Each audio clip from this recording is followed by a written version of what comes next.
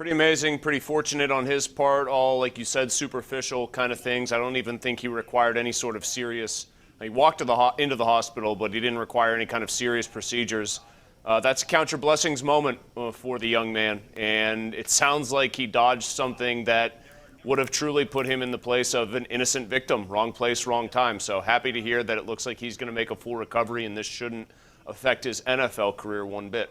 Yeah, I agree with you there. So let's go to the Pirates. It seems to be a hot topic here. One of the things I want to touch on, and I know we talked about this earlier today at 4 o'clock on KDKA News, but, you know, Ty Ballou, this is a marketing guy. He's responsible for Flutie Flakes and Mario Bun, and what else did he do? Casperitis, Crispers, the pickles, and does peanut butter. Should I just assume he's behind Yager peanut butter, too? I mean, what else? Probably, and then the Juju jumpers or whatever. He's behind a lot of things, basically. So today he called a press conference trying to make a pitch to buy the Pirates. Now, he's a small business owner, does well, but he's going to need upwards of $2 billion or find investors to somehow ante up $2 billion. I don't see how this could ever happen. I really don't. I mean, obviously, he's a frustrated Pirates fan, like a lot of frustrated people. But, you know, do you think this was a publicity stunt at all? Yes, I do. I guess, yeah, maybe just find $2 billion or so laying around in the couch cushions. That should be like how you go about it. Maybe have a bake sale, lemonade. I mean, the real story here is that it's a guy saying he wants to buy the team and get a group of investors together for a team that is, and I will say this very clearly, not for sale. If the team has been very clearly marked not for sale, I don't really understand the purpose of getting out there and saying you want to buy the team if it is, again, not for sale, other than to promote yourself a little bit, which I guess, to his credit, he's managed to do with all of this. But the team is, I will say it one more time, not for sale.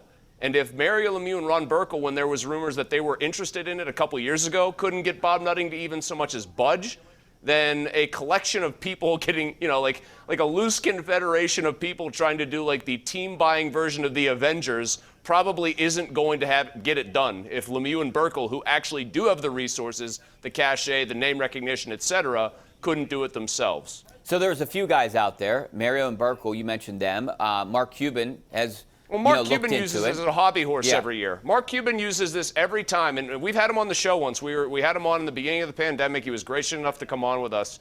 But Mark Cuban kind of lets his name get bandied about out there, like, oh, yeah, maybe Mark Cuban will be interested in the Pirates. I assure you, Mark Cuban would be more interested in buying the Chicago Cubs, for example, than the Pirates. And this is what is kind of annoying to me, is that you occasionally do get people who have the resources to do something like this. Again, the team is not for sale, and that's what we've been told over and over again. But people just kind of float their names out into the headlines, especially if they have overt Pittsburgh ties like Cuban does, like obviously Mario Lemieux does.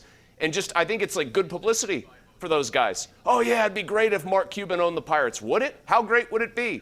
He currently owns a team in a salary-capped league where there are special rules in place that the team that drafts a guy has the opportunity to pay that guy the most money, more than anybody else.